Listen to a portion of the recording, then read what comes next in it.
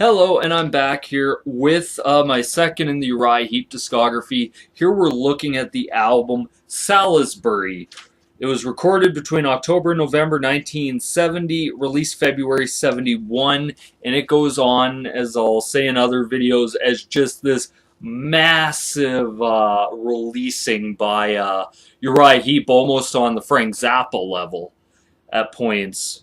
Now, it featured David Byron on vocals, Ken Hensley on slide acoustic guitars, keyboards, pianos, vocals, other stuff. Mick Box on lead and acoustic guitars and vocals, John Newton on bass and vocals, and the new Keith Baker to the band, who actually played on a single, who replaced the other drummer, really, on this album. And the single was Birds of Prey, which I'll talk on here. Now, the album is following up very heavy, very humble, where if you look at it, it was kind of a spice album. It was kind of a band going off in many different directions and not really, it seemed like at times, having a clear path forward. Because there were so many ways you could have gone. You could have went just the full-out hard rock mode. You could have went maybe the more soulful, bluesy side. But I think here this shows Uriah Heep decided to do a little progressive. Go in the more progressive rock mold, which I think for them worked out very well, especially on this album. Now, another thing about this album, most of this album is written by Ken Hensley, which going forward is going to become a very big theme up until, for good or bad, a lot of stuff was written by Ken Hensley. Now, the album itself, before I get into it, it flowed very well. Like, I enjoy this record, features some great stuff on it. But anyway, let's get into it. It starts off, now depending which issue you have, because some albums have different issues with it. It's either it starts with High Priestess or it starts with Bird of Prey, depending UK or America at the time. And I look at this album and I just say, hey, mine started with High Priestess. Mine actually didn't come with Birds of Prey, but I put it in here at a spot where I felt it would have fit, so I'll talk about the song. Now, High Priestess starts off with Ken Hensley on slide guitar, and it's also sung by Ken Hensley, which is a very different thing, because if you have a lead singer like David Byron, why then is Ken Hensley singing? And it's kind of something that's always, you hear it in bands, it happens every now and then, but yeah, it is on this. It also starts off with a good, great energy to start the album. Great energy with High Priestess. Also, this very dreamy sounding slide opening that I really enjoyed. But it also has on top of it a mix box solo. Just on top of it. It just sounds great with that dreamy and just Mick going on guitar. And his sound on this was so good. Also with the song, it's a very catchy song. High Priestess of my heart. And it's very singable. Like, you could tell that they were maybe focusing more towards an audience and singing stuff live and playing stuff live, that they wanted to take some of that live stuff and bring it into the album itself with their singable choruses. The vocal harmonies. This is something I don't think I mentioned on my last review. Uriah Heep's vocal harmonies between not only Byron, but also the rest of the band is fucking amazing.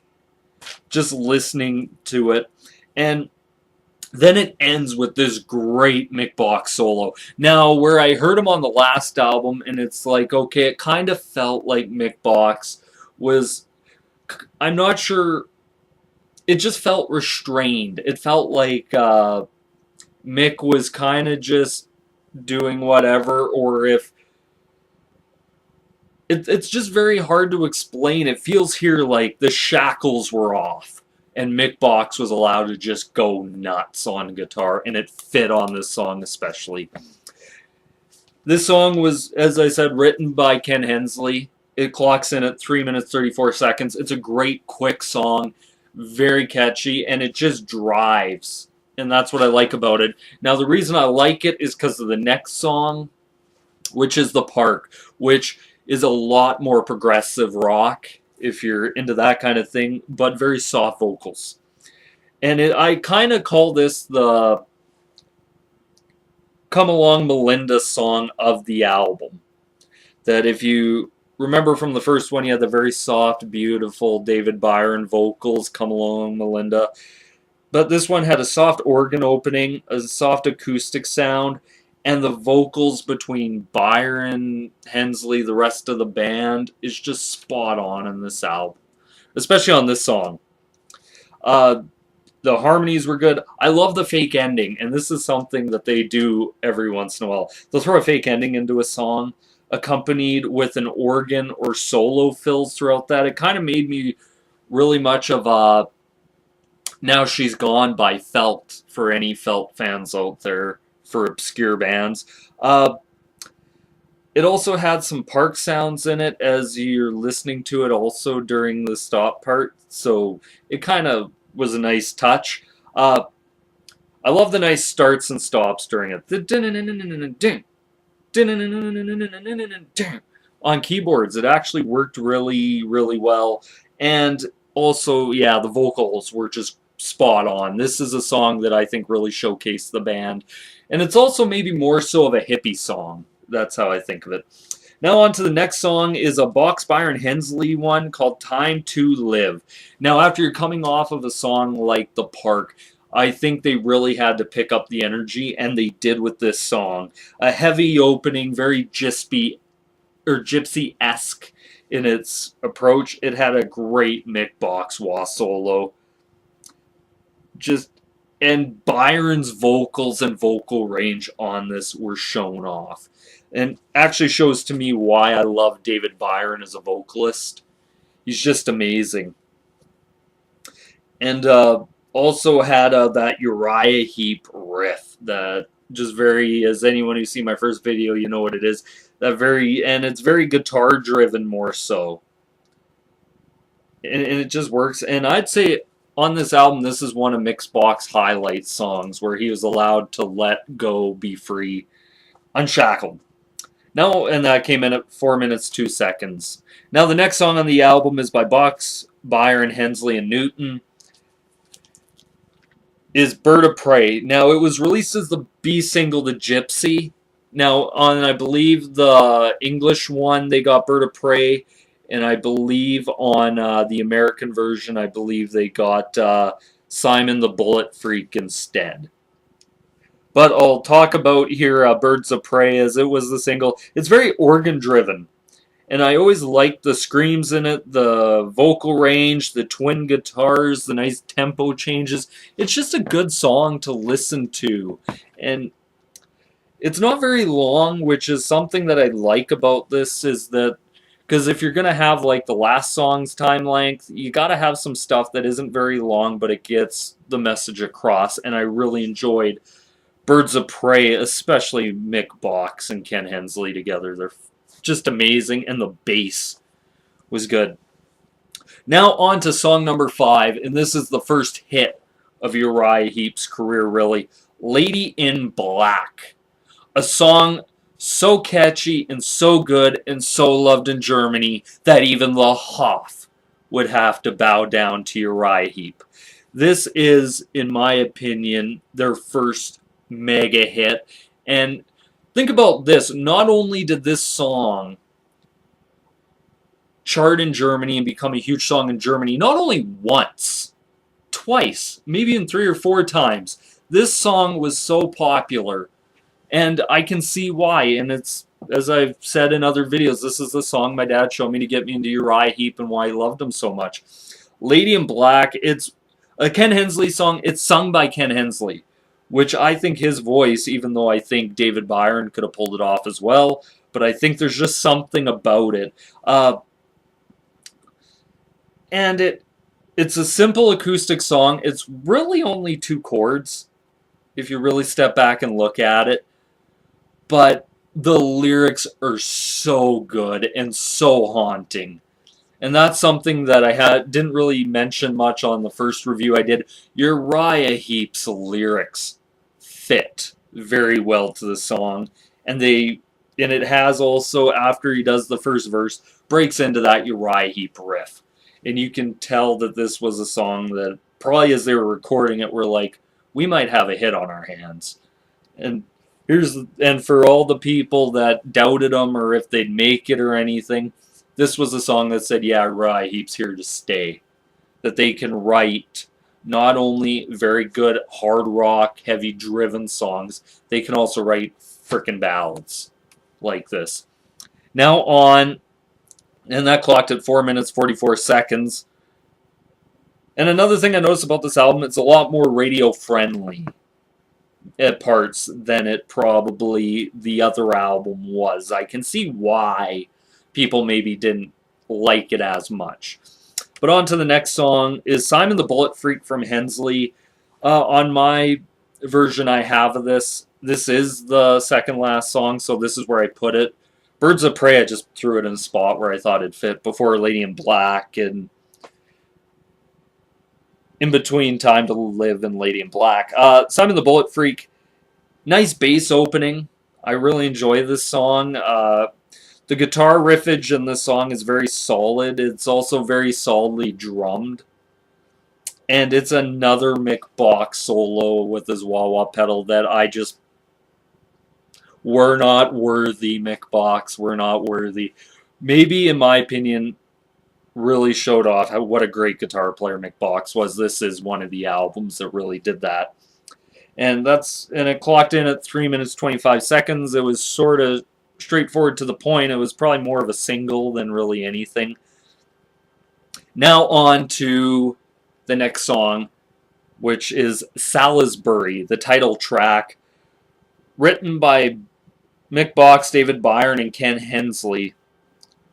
This is Uriah Heep with an orchestra, and this is Uriah Heep. I would say that this song is on par with Atom Heart Mother, which is one of my favorite orchestra songs ever.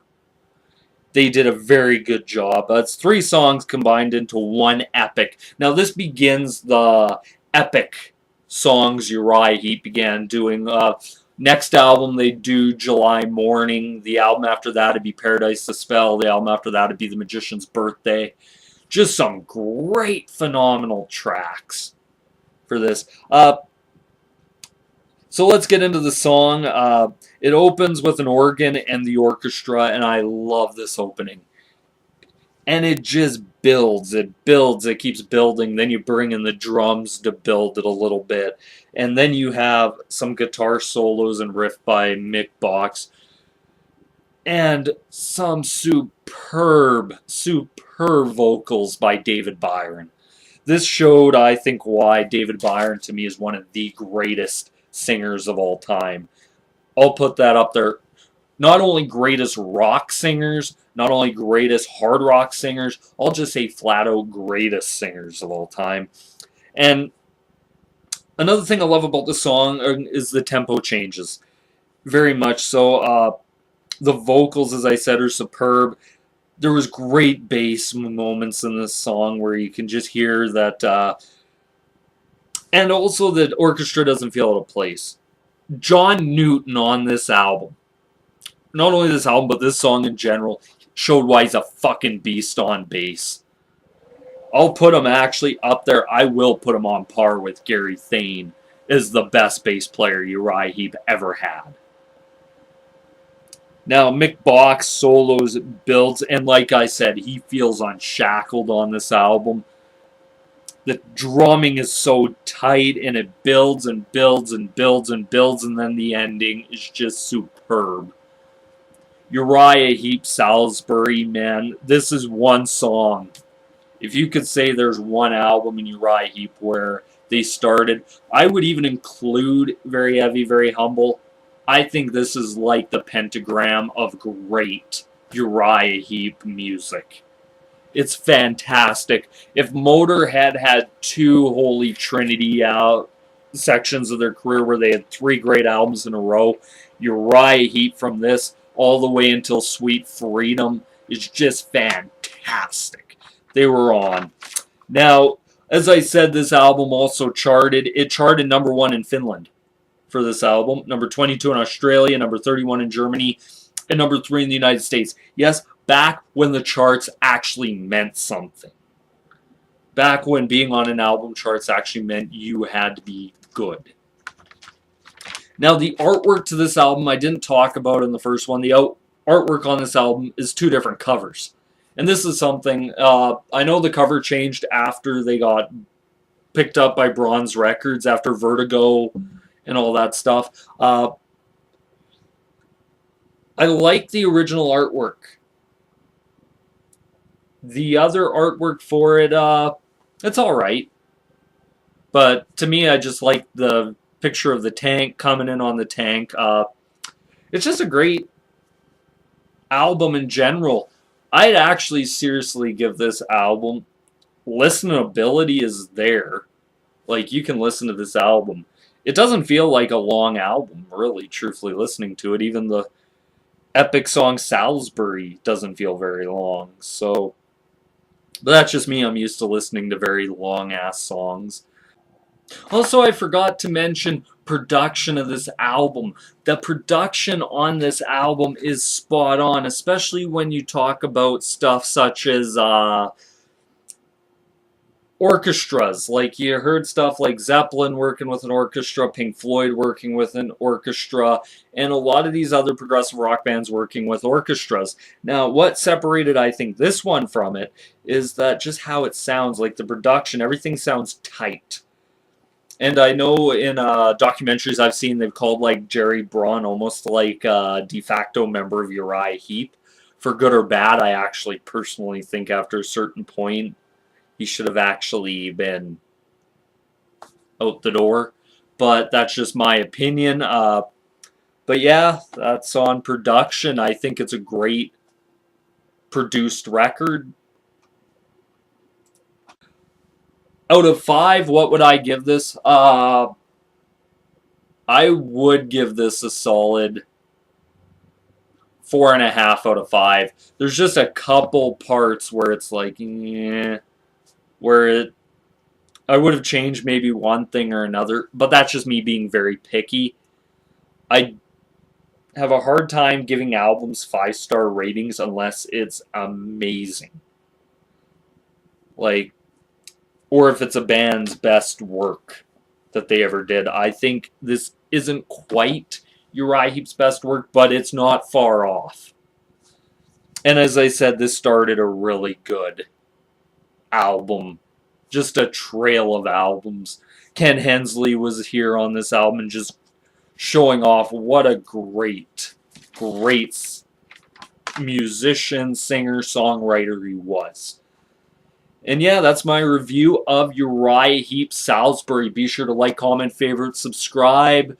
Wherever you are, like it, thumbs it up. Share it with your friends. Spread it all across social media. But anyway, this is me again. Peace. Next album, though, I'm debating.